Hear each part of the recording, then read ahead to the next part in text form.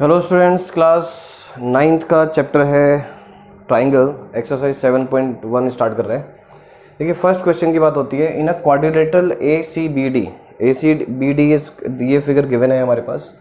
A C is equal to A D, ये भी गिवन है, right. And A B bisects A B, angle A, sorry. So it means this particular angle, it means angle CAB is equal to angle DAB. This is also given. So and what we have to prove? We have to prove that triangle ABC is congruent to triangle ABD. Right? तो हम आते हैं इसमें क्या करना है। सबसे पहले ये गिवन वाला पार्ट लिखा जाता है। गिवन तो वी ऑलरेडी नो क्या क्या गिवन है। ट्राइंगल ABC गिवन है अपने को, या और यू कैन से दैट कि क्वाड्रिलेटरल गिवन है। That will be more better because it is already written here. And what else? AC is equal to AD and AB bisects angle A. So and to prove, what we have to prove? We have to, this is the solution कि how you will write the solution. This is the way. First of all you will write the given part, then you will write what we have to prove, and if there is a need for any type of changing in the figure, any type of construction is required, then you have to write that part also. But here it is not required, so we are proving this particular result. So what we have to prove? We have to prove these two triangles are congruent. So I am taking in triangle ABC and ABD. So we will see that whether they are congruent or not. If they are congruent, then by what criterion we can make it congruent? So if you see that one, CA or AC, we can say that is equal to AD. It is given, right? This particular angle is also given. So we will write here angle CAB is equal to angle DAB. We will write the reason here. Reason is AB bisects angle A. It is given. Now what is left? AB side is common in both triangles. You can see that AB is equal to AB. So we will write here common side. So now can you see that this side, अब if I see the one triangle, अगर एक ही triangle को आप पकड़ते हो तो इस triangle में ये side, this angle and then this side. So if you see which criterion is applying here, side, angle, side. So SAS criterion is looking on this particular triangle. So we will write here by SAS criterion what? Triangle ABC is congruent to triangle ABD. Order हमें ज़रूरत नहीं है इसमें लिखने का, क्योंकि order already given है and proved हो जाता है यहाँ पर ही। फिर एक रिजल्ट और प्रूव करने के लिए बोला गया है कि what do you say about BC and BD? As you know very well by CPCT कि जो बचे हुए पार्ट्स होते हैं वो भी correspondingly इक्वल हो जाते हैं. So by CPCT BC is equal to BD, correct? Or we can prove from this particular order also, BC BD, right? So this is the way. Now I am coming to question number 2. Question number 2 में student देखते हैं तो ये एक quadrilateral given है again और diagonals को draw किया गया. ABCD इज अ क्वाड्रिलेटरल, ये given part I have written here. AD is equal to BC, ये भी गिवन है. DAB, एंगल DAB, ध्यान रखिए कौन से एंगल की बात हो रही है. DAB मतलब ये complete angle is equal to CBA, ये कंप्लीट एंगल, करेक्ट. यहाँ पर थोड़ा फिगर कॉम्प्लेक्स हो गया है क्योंकि यहाँ पर डायगोनल्स की वजह से इस फिगर में हौच पौच हो गया है, क्योंकि कई ट्राइंगल्स फॉर्म हो गए हैं. सिर्फ हमें ध्यान रखना है हमें प्रूव क्या करना है. इस क्वेश्चन के अंदर बड़ा इंपॉर्टेंट पार्ट यही है कि आपको प्रूव कौन कौन से ट्राइंगल्स करने हैं. अगर आप देखें ABD, तो इस केस में जब आप करते हैं तो आप ध्यान रखिए आप एक अलग से ABD ट्राइंगल अपना ड्रॉ कर लीजिए उसी पर्टिकुलर एंगल में. मैंने देखिए सेपरेट कर लिया उसमें से ABD angle, correct. Now BAC और मुझे ले लेता हूँ. BAC कहाँ पर है अपना? BAC, ठीक है. तो देखिए मैं यहाँ से ऐसे BAC ले लेता हूँ. एक रफली फिगर बना लेते हैं समझने के लिए. अब देखिए BAC यहाँ पर बन गया। अब मैं इस पर्टिकुलर पार्ट में जो मैंने इस फिगर में करना था वो कर लिया, इस फिगर से मैंने ये ले लिया, और फिर जो गिवन पार्ट है वो यहाँ पर अब मैं इसमें लेबलिंग करके दिखा देते हैं। AD, what is AD is equal to BC, तो इट मीन्स ये वाली साइड और ये वाली साइड इक्वल हो गई इस केस में। ओके जी। नाउ DAB कौन सा एंगल हो गया, ये वाला, किसके इक्वल है ये, CBA। ये देखिए ये आ गया। अगर आप और चीज देखते हैं इसमें, क्या AB साइड सेम नहीं आ रही है इसके अंदर, बिल्कुल आ रही है, कॉमन साइड है, देख रहे हो आप, AB। इट मीन्स जब मैं इस फिगर को, इसी फिगर में दो ट्राइंगल्स को देखता हूं तो मेरे लिए वो कॉम्प्लेक्स हो जाता है समझना कि कौन कौन से दो ट्राइंगल्स हैं और फिर उनके साथ मैपिंग कैसे सेट किया जाए। तो उसके लिए बेटर वे ये है कि आप दोनों ट्राइंगल्स को अलग अलग बना लीजिए, ठीक है, वहां से समझ लीजिए कि हमने वो दोनों ट्राइंगल्स अलग ले लिए हैं, और बाद में उसमें लेबलिंग दिखाइए क्या रिलेशनशिप इन दोनों ट्राइंगल्स के बीच में आ रहा है। ठीक है, तो ये एक पॉइंट था जो समझने वाला था, क्योंकि उसके बाद हमें इस फिगर की कोई वैल्यू नहीं है। अब हमें एक काम क्या है, प्रूफ के अकॉर्डिंग चलते हैं। हमें क्या करना है, कौन कौन से ट्राइंगल है, in triangle ABD and triangle BAC, मुझे इन दोनों ट्राइंगल्स को कंसीडर करना है, और मुझे पता है क्या क्या गिवन है। AD is equal to BC, it is given, क्योंकि ये रहा। Angle DAB is equal to angle CBA, it is also given, right?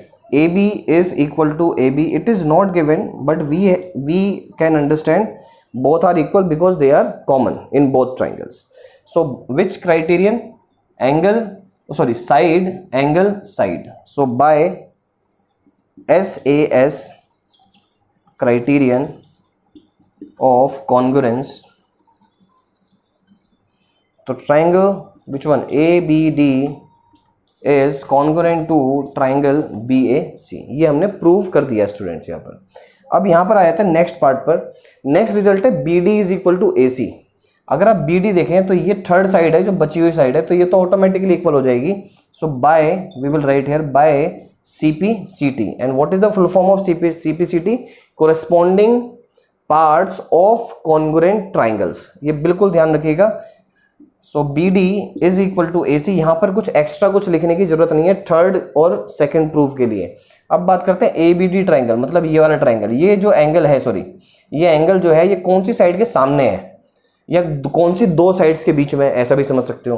तो आप कह दोगे इस ये साइड और ये साइड के बीच में। अब ये साइड यहाँ पर कहाँ पर है, ये दोनों है, तो ये वाला एंगल, या बेटर ये है कि ये इसके सामने है, तो इसका मतलब है इसके सामने वाला एंगल, तो आप ऐसे भी समझ सकते हो। तो it means angle ABD is equal to angle BAC, बिल्कुल होगा, एंड ये भी हमने प्रूव कर दिया। तो इट मीन्स इन क्वेश्चंस में क्या है कि आपको कॉन्ग्रुएंसी में थोड़ा सा टाइम लगने वाला है, बट जो रिजल्ट दूसरे होते हैं उनको बाय CPCT लिखकर you can just right it, क्योंकि वो ऑटोमेटिकली हो जाने हैं। नाउ स्टूडेंट क्वेश्चन नंबर 3 पर आते हैं। क्वेश्चन नंबर 3 में बड़ा सिंपल सा फिगर है, सामने दिख भी रहा है, दो ट्राइंगल्स मिल रहे हैं, तो कॉन्ग्रुएंसी वहीं सेट करनी है। बट क्या क्या गिवन है वो समझने की कोशिश करते हैं। AD, अब देख रहे हैं AD, ये रहा AD and BC are equal perpendiculars, मतलब ये दोनों लाइंस इस BA लाइन पर परपेंडिकुलर बना रही हैं और ये इक्वल भी हैं, तो मतलब ये 90 डिग्री भी हो गया और ये इक्वल भी हो गया। और आई हैव रिटन है कि AD is equal to BC and DAO and CBO both are 90 degree, correct, ये गिवन पार्ट है। और दूसरी बात आती है, क्या प्रूव करना है कि CD बाइसेक्ट AB, मतलब जो ये लाइन है CD जो हमने ड्रॉ किया, इसने AB को हाफ कर दिया है, तो इट मीन्स कहीं ना कहीं मुझे ये प्रूव करना है कि BO is equal to AO, ये मेरा काम है प्रूव करने का। देखिए ये प्रूफ हो जाएगा, इसमें प्रॉब्लम नहीं आती है। प्रॉब्लम ये है कि हम इसको कॉन्ग्रुएंट कैसे करें, क्योंकि जब हम बाय CPCT जाएंगे तो वो ऑटोमेटिकली इक्वल हो जाना है।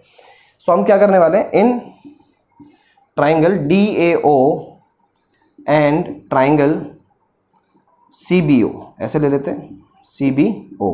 ऑर्डर मुझे नहीं पता अभी, ट्राइंगल का ऑर्डर क्या बनेगा वो हम बाद में डिसाइड करेंगे। इस केस में करते हैं students, DA is equal to BC, ये क्या है अपने को, ये तो गिवन है।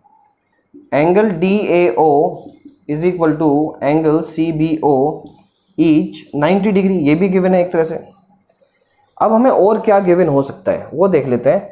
क्या हमें ये वाला जो एंगल होगा ये इक्वल होगा, क्यों होगा, क्योंकि ये वर्टिकली ऑपोजिट एंगल्स में है, ठीक है। एंड वर्टिकली ऑपोजिट एंगल्स क्या होते हैं आपके, DOA is equal to BOC. Correct? So we will write here vertically opposite angles are equal. Because ये गिवन नहीं लिख सकते हो आप. अगर आपने गिवन लिख दिया तो फिर आप गड़बड़ हो जाएगा, क्योंकि गिवन में वो चीज़ है ही नहीं और आपने उसको गिवन लिख दिया. बच्चे जनरली यही मिस्टेक करते हैं, वो सारी चीज़ों को गिवन लिख देते हैं कभी कभी. जो रिजल्ट आप अपने सेल्फ रिजल्ट निकाल रहे हो अपने पिछले प्रीवियस कॉन्सेप्ट्स के बेसिस पर, वो आपको उसका रीज़न जरूर लिखना है यहाँ पर. ये बिल्कुल ध्यान रखिएगा. अब हमारे पास कौन सा क्राइटेरिया लगने वाला है वो समझ लेते हैं. देखिए एंगल, एंगल और फिर साइड आती है. इस बार साइड एंगल्स के बीच में नहीं रही. अगर साइड को एंगल के बीच में रखना था तो मुझे ये वाला एंगल प्रूव करना पड़ेगा. किसके साथ? ODA को OCB के साथ प्रूव करना पड़ेगा बाय एंगल सम प्रॉपर्टी. तो हम नहीं, अगर नहीं करना चाहते हैं तो हम बाय AAS क्राइटेरियन लगा सकते हैं. उसके बेसिस पर हमारा क्या हो जाएगा, जो ट्राइंगल है, कौन सा triangle, DAO is congruent to triangle. अब समझते हैं यहाँ पर angle A is equal to angle B. ये बिल्कुल ध्यान रखें. तो it means angle A second position पर है तो B भी सेकंड पोजीशन पर आएगा, और O आपका थर्ड पोजीशन पे, यहाँ पर भी O थर्ड पोजीशन पे आएगा. तो इट मीन्स ये CBO लिखा ही जाएगा. बिल्कुल ध्यान रखिएगा, क्योंकि एंगल DOA एंड BOC मतलब O पर दो एंगल बने हैं तो O पॉइंट थर्ड पोजीशन पे रहना ही रहना है दोनों की. ठीक है, ये ऑर्डर बन गया. So by CPCT, by CPCT क्या हो जाएगा आपका, AO is equal to BO. And ये प्रूव हो जाता है, क्योंकि ये प्रूव करना था हमें.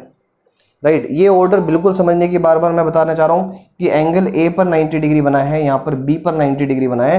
तो अगर आपने DOA ऑर्डर रखा है, ये ऑर्डर आप पहला वाला कुछ भी ले सकते हो.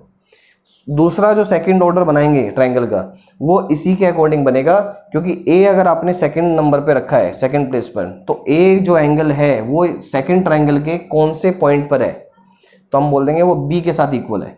तो इट मीन्स B भी सेकंड नंबर पर ही आएगा. फिर इसमें O यहाँ पर है तो O ही उसका दूसरी तरफ यहाँ पर है, तो वो भी थर्ड पोजीशन पे आ गया. तो अब बचा हुआ है C, तो C ऑटोमेटिकली फर्स्ट पोजीशन लेगा ही लेगा. राइट. तो ये वे है इस चीज़ को प्रूव करने का. बाकी इस पर्टिकुलर चैप्टर में ही कुछ नहीं है, सिर्फ आपको क्राइटेरियन लिखना आना चाहिए. क्वेश्चन नंबर 4 में स्टूडेंट्स अगर देखते हैं, सबसे पहले गिवन पार्ट को समझने की कोशिश करेंगे. देयर आर दो पेयर्स हैं पैरेलल लाइंस के, एक है L और M और दूसरा है P एंड Q. ये दोनों ही पेयर्स यहाँ पर प्रेजेंट हैं और एक दूसरे को कट भी कर रहे हैं. तो आपको दिख भी रहा है, फिगर में क्लियर हो रहा है. अगर मैं इस पर्टिकुलर कॉन्सेप्ट को समझने की कोशिश करूं तो ABCD क्या है, ये जो ABCD है इज अ पैरेललोग्राम. यस और नो? तो मैं यहाँ पर लिख देता हूँ आपके समझने के लिए कि जो ABCD है इज अ पैरेललोग्राम. क्यों है पैरेललोग्राम? क्योंकि ये लाइन इस लाइन के साथ पैरेलल है, ये लाइन इस लाइन के साथ पैरेलल है. और ये पैरेललोग्राम की कंडीशन होती है if two pairs means opposite lines are parallel then it is a parallelogram. उसको इक्वल करने की जरूरत नहीं है, वो ऑटोमेटिकली इक्वल माना जाता है. ठीक है. If ABCD is a parallelogram, reason क्या है? Because AB is parallel to DC and BC is parallel to ED. ये पता होना चाहिए हमें. अगर हमने ये प्रूव कर दिया कि ये एक पैरेललोग्राम है, सो क्या मिलेगा आपको? AB is equal to DC and BC is equal to AD. Reason, opposite sides of parallelogram are equal होती हैं, ये हमें पता होना चाहिए. अगर हमें ये पता लग गया तो यहाँ पर बड़ी क्लैरिटी आ जाती है बात में कि ये थर्ड साइड जो है ये एक कॉमन साइड है. ये वाली साइड इस साइड के साथ इक्वल, ये साइड इस साइड के साथ इक्वल. अब इन दोनों ट्राइंगल्स को कॉन्ग्रुएंट करने में कोई प्रॉब्लम आने वाली ही नहीं है. तो हम क्या लिखेंगे? इन triangle ABC and triangle CDA. अगर मैं दोनों ट्राइंगल्स को समझने की कोशिश करूं, एक मैं शेड कर देता हूं, एक विदाउट शेडेड, तब आप समझ जाएंगे. अगर मैं शेडेड वाले में लेता हूं तो शेडेड का AB जो साइड है वो अनशेडेड में DC के साथ इक्वल है, और अगर शेडेड में BC साइड लेते हैं तो वो AD के साथ इक्वल है. ये रीज़न हम यहाँ से ले लेंगे फ्रॉम फर्स्ट, क्योंकि हमने ऊपर उसी चीज़ को प्रूव करके दिखाया है, समझ के दिखाया है। और AC is equal to AC, this is the common side. अब यहाँ पर आ जाते हैं, जब हमें तीनों साइड ही मिल रही हैं, अब एंगल्स का हमने कुछ लेना देना रखा ही नहीं है। So which criterion? By SSS criterion, ठीक है, by SSS criterion both triangles are congruent, ये प्रूव हो जाता है। अब कुछ बच्चे यहाँ सोच रहे होंगे कि यहाँ पर क्या और कोई क्राइटेरियन भी लग सकता है? यहाँ पर दूसरा एक और क्राइटेरियन लग सकता है, वो क्या है कि मैं इसको पैरेललोग्राम नहीं मानूं। बाय द वे, मैं इसको पैरेललोग्राम नहीं मानता हूँ, तो ये साइड मैं इक्वल नहीं दिखाऊंगा उस केस में, करेक्ट। तो मैं क्या दिखाऊंगा उस केस में? हम सिर्फ ये दिखा सकते हैं कि ये वाला जो एंगल होगा वो इस एंगल के साथ इक्वल होगा। क्यों होगा? ऑल्टरनेट इंटीरियर एंगल, क्योंकि पैरेललोग्राम के लिए ये ऑल्टरनेट इंटीरियर एंगल बनेगा, ठीक है। और यहाँ पर अगर मैं इस एंगल को इस एंगल के साथ इक्वल दिखा रहा हूँ, और ये वाला जो एंगल होगा वो इस वाले एंगल के साथ इक्वल हो जाएगा, अगेन ऑल्टरनेट इंटीरियर एंगल। तो मेरे पास ये एंगल इसके साथ इक्वल हो जाता है, ये इसके साथ इक्वल है, और एक साइड बीच में आ गया, तो मुझे मिल जाता है angle side angle. So by ASA criterion also we can prove.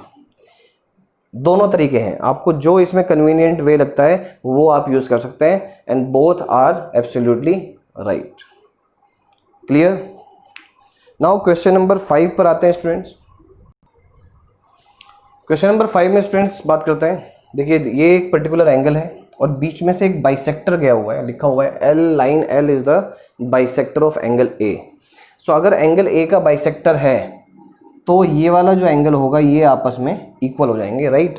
So can we write it like this कि angle QAB is equal to angle PAB, क्योंकि ये वाला जो एंगल होगा PAB एंड QAB ये दोनों भी इक्वल हो जाएंगे, because line L is the bisector of angle A। ये हमें क्लियर हुआ यहाँ पर। And BP is perpendicular to AP and BQ is perpendicular to AQ, ये भी हमें गिवन है। बाकी इसके अलावा हमें कोई चीज़ गिवन नहीं है। एंड हमें प्रूव क्या करना है कि जो ये दोनों ट्राइंगल्स बने हैं, ये दोनों जो ट्राइंगल्स बने हैं इनको हमें कॉन्ग्रुएंट प्रूव करना है। अगर मैं थोड़ी देर के लिए इसको ऐसे समझूं कि ये कुछ है ही नहीं, ये लाइन एक्सटेंड ही नहीं कर रही है आगे, तो भी हम इसको थोड़ा सा कन्वीनियंट हो जाएगा हमारे लिए कि आप ये सोचिए दो ट्राइंगल है और हमें प्रूव करना है कि दोनों कॉन्ग्रुएंट है, करेक्ट। तो यहाँ पर समझते हैं बात को, ये साइड कॉमन है इसमें, इन दोनों ट्राइंगल्स में, तो हमें देखने को मिल रहा है। तो अगर आपको देखते भी अब लग गया होगा कि अगर ये एंगल इसके साथ इक्वल है, ये एंगल इसके साथ इक्वल है, तो एंगल एंगल साइड। बट अगर मैं ये समझने की कोशिश करूँ कि एंगल एंगल साइड ना लगाए हम बाय द वे, तो हमारे सामने कौन सा क्राइटेरियन लग सकता है इस केस में? तो देखिएगा स्टूडेंट्स, यहाँ पर लिखते हैं angle AQB is equal to angle APB, right. So we'll write here in triangle AQB and triangle APB, right? So AQB is equal to APB each 90 degree and angle QAB is equal to angle PAB. Reason आप ये भी लिख सकते हो given है, क्योंकि already we have mention in the given part, तो आप ये भी लिख सकते हैं गिवन है। Otherwise you can write the reason also कि L is the bisector and AB is equal to AB, it's a common side। अब हमें ये देखना है क्या ये वाला जो एंगल है, बचा हुआ एंगल, ये क्या इसके साथ इक्वल हो सकता है। तो कैसे प्रूव करेंगे आप समझिएगा इसको कि angle AQB plus angle QAB plus, मैं हर एक ट्राइंगल के तीनों एंगल्स को यहाँ पर लिख रहा हूँ, AQB plus QAB plus angle QBA। समझ लीजिएगा कैसे लिखा जा रहा है। सबसे पहले मैंने ये एंगल लिया है, फिर ये एंगल लिया है और ये फिर ये एंगल लिया है। आपको एंगल का प्रेजेंटेशन जरूर आना चाहिए, ठीक है। QAB कौन सा एंगल है? QAB जो ये सेंटर पॉइंट होता है, इसी पर एंगल फॉर्म होता है। Okay, now next will be angle PAB plus angle BPA plus angle PBA, right. अब यहाँ पर समझते हैं जो AQB एंगल है ये रहा, वो ए पी बी के साथ इक्वल है, तो A P B, where is A P B, ये रहा, तो कैन वी कैंसिल इट। देखिए ए पी बी है, ध्यान रखिएगा, ए और बी की पोजीशन आप एक्सचेंज कर सकते हैं, बट जो मिडिल पोजीशन पे जो होता है उसको आप चेंज नहीं कर सकते। अब देखते हैं क्यू ए बी और पी ए बी, ये भी कैंसिल हो गया, तो इससे ये क्या पता लग जाता है, Q B A is equal to P B A. Correct. ये ऐसा क्यों इक्वल है दोनों, क्योंकि ये 180 डिग्री के साथ मैच करेंगे ही करेंगे, ऐसा नहीं हो सकता कि ये 180 डिग्री के साथ मैच ना करें। So we can write here by angle sum property, because we know very well कि तीनों एंगल्स का सम हमेशा 180 डिग्री होता है। तो हमने ये प्रूव कर दिया कि ये वाला जो एंगल होगा वो इस वाले एंगल के साथ इक्वल हो जाएगा। So now this one we have proved, this 90 degree we have proved, right, and this one we have proved. हमें कौन कौन से एंगल्स की रिक्वायरमेंट है, अगर आप देखें, अगर मुझे क्राइटेरिया लगाना है एंगल साइड एंगल, तो मुझे 90 डिग्री की रिक्वायरमेंट नहीं है, तो मैं 90 डिग्री को कंसीडर नहीं करूंगा। मैं सिर्फ कौन सा कंसीडर करूंगा, मैं सिर्फ क्यू ए भी कंसीडर करने वाला हूँ, एक ये साइड कंसीडर करने वाला हूँ और दूसरा ये रिजल्ट कंसीडर करने वाला हूँ। तो I will write here from first, second and third by which criterion, angle side angle criterion, triangle which one, A P B. Order आप यहाँ से ले सकते हैं क्योंकि यही तो गिवन ही है, is congruent to triangle A Q B. And by C P C T क्या हो जाएगा, by C P C T automatically जो बी पी है, देखिए बी पी और बी क्यू इक्वल हो ही जाएंगे, ठीक है, ये तरीका होता है। अब कुछ बच्चे कह रहे हैं सर आपने सोच सकते हैं कि यहाँ पर एंगल साइड एंगल ही क्यों लिया, मैंने सिर्फ आपको समझाने के लिए दिया ताकि आपको समझ में आए कि इस क्राइटेरियन को भी अप्लाई किया जा सकता है। अदरवाइज आप सीधा एंगल साइड भी ले सकते थे, सीधा एंगल साइड भी ले सकते थे, क्योंकि ये एंगल 90 डिग्री, ये एंगल और ये साइड आ जाती, वो भी आपको सही रिजल्ट पर लेके जाता। बट जब भी आपको ऐसा कुछ रिजल्ट निकालने की कोशिश करनी है कि आपको ए एस ए निकालना है, तो आपको थर्ड एंगल को इक्वल दिखाना ही पड़ेगा। Okay, so it's all right. Now student question number 6 में फिगर गिवन है। फिगर में समझते हैं पहले क्या क्या गिवन है हमारे पास। A C is equal to ए ई, ए सी को समझिएगा, ए सी कहाँ पर है, ये रही, ए सी इज इक्वल टू ए ई। अब यहाँ पर ए सी आपको समझना है वो कौन से ट्राइंगल की साइड लेने वाले हो आप ये समझ लीजिएगा, मैं ए बी सी ट्राइंगल की साइड को अगर मैं ए सी मानता हूँ तो मैं ए ई को ए डी ई ट्राइंगल की साइड मानने वाला हूँ, ठीक है। अभी मैं बताऊँगा आपको क्यों ऐसा कर रहे हैं। A B is equal to A D, A B is equal to A D. अब आपको दिख रहा होगा, मैं एक काम करता हूँ, आप देखिएगा, सबसे पहले मैंने इस ट्राइंगल को सेपरेट किया, किसको, ए बी सी को, और साथ में मैंने एक ट्राइंगल और सेपरेट कर दिया इस फिगर से, उसका नाम है ए डी ई। अब आप इस फिगर में बिल्कुल दोबारा से एक बार लेबलिंग करके देखिए, ए बी की जो वैल्यू है वो ए डी के साथ इक्वल होती है, इधर से ए सी की जो वैल्यू है वो ए ई के साथ इक्वल हो जाती है, correct. Angle B A D, angle B A D means कौन सा, ये वाला जो एंगल है किसके साथ इक्वल है, ई ए सी, ई ए सी, करेक्ट। मतलब अगर मैं बी ए सी को देखता हूं तो ए डी कुछ यहां से आ रहा है, ऐसा समझिएगा। और इस केस में क्या हो रहा है, इस केस में अगर मैं बात करता हूं कौन सा एंगल है ये, डी, अगर मैं लेता हूं D A E, so D A ई में यहां से कुछ निकल कर आ रहा है, तो इस तरह से ये, करेक्ट। तो इन दोनों केसेस में, और ये सी है, इन दोनों केसेस में अगर आप देखें ये वाला जो एंगल है, विच वन, ये वाला जो एंगल है, right, A D C and A D C, sorry, ये एंगल, ये दोनों एंगल्स इन दोनों में है, और ये ऑलरेडी दिया हुआ है, समझिएगा। ये वाला जो एंगल है इसके साथ कॉमन है, एक तरह से ये एंगल कॉमन है, और ये एंगल इसके साथ इक्वल गिवन है, करेक्ट। अब समझिएगा, अगर बाय द वे ये 30 डिग्री है फॉर एग्जांपल, और 30 डिग्री में, और ये बाय द वे 10 डिग्री है क्योंकि इक्वल है, कॉमन है, तो ये टोटल एंगल तो इक्वल होना ही होना है। तो यहाँ पर यही चीज़ है समझने की कि वो एंगल के पार्टीशन हो रखे हैं, और पार्टीशन भी एक्चुअली में दोनों इक्वल है, हमें प्रैक्टिकली समझना है। एक पार्टीशन तो इक्वल दिया हुआ है और दूसरा पार्टीशन आपको समझना पड़ेगा क्योंकि वो दोनों में है, दोनों एंगल्स में पार्ट रोल प्ले कर रहा है। तो प्रूव करते हैं। So in triangle ABC and triangle DAE क्या क्या है इक्वल, देखते हैं पहले। AB is equal to AD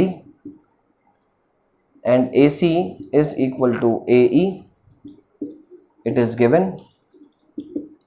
अब यहां पर समझते हैं angle BAD is equal to angle EAC, but वो अभी कंप्लीट ट्राइंगल नहीं मिल पाया। बट अगर मैं यहां पर समझता हूं कि angle DAC is equal to angle DAC, common है ना, this is the common angle, this is given. But if we add both angles, अगर मैं दोनों एंगल्स को ऐड कर देता हूं, if I add both angles, तो मुझे उस ट्राइंगल का कंप्लीट एंगल मिल जाता है, तो मुझे उस ट्राइंगल का कंप्लीट एंगल मिल जाता है जो मुझे रिक्वायर्ड होगा। तो ये रिजल्ट मुझे मिला, एक ये रिजल्ट मिला, और इससे मुझे कौन सा प्रूफ देखने को मिल रहा है, कौन सा criterion, side angle side. So by SAS criterion, so triangle BAC is congruent to triangle DAE, क्योंकि मैं 1 से गया, फिर मैंने एंगल लिया, फिर सेकंड पे गया। सो 1 से गया, एंगल लिया, फिर सेकंड पे गया, तो ऑर्डर मैंने बिल्कुल सही फॉलो किया है। और बाय CPCT क्या B और C मतलब फर्स्ट और लास्ट, सो किसके इक्वल हो जाएगा ये, DE। तो क्या ये प्रूव हो गया, बिल्कुल हो गया। By CPCT both sides are equal, BC is equal to DE। तब जब भी ऐसे फिगर्स आते हैं तो आपको बिल्कुल ध्यान रखना है, उन दोनों फिगर्स को अलग करके एक जगह प्रेजेंट कर लीजिए। Then compare, then make a relation, then try to find the criterion, because if you will try to find the criterion in this figure only, तो आपके लिए वो कॉम्प्लेक्स हो जाता है, क्योंकि आपको दो जगह से व्यू देना है, क्योंकि देयर आर 2 ट्राइंगल्स एंड यहाँ पर देखने में ऐसा लगता है कि there are so many triangles. तो वो कौन कौन से 2 ट्राइंगल्स हैं जिनको हमें व्यू देना है, तो इसलिए उनका एक अलग से व्यू बना लिया जाए, and then we can build up a relation between them. So class, we are closing this session today, and the 6th, 7th and 8th part we will complete in the next video. So till then, thank you so much for watching this video.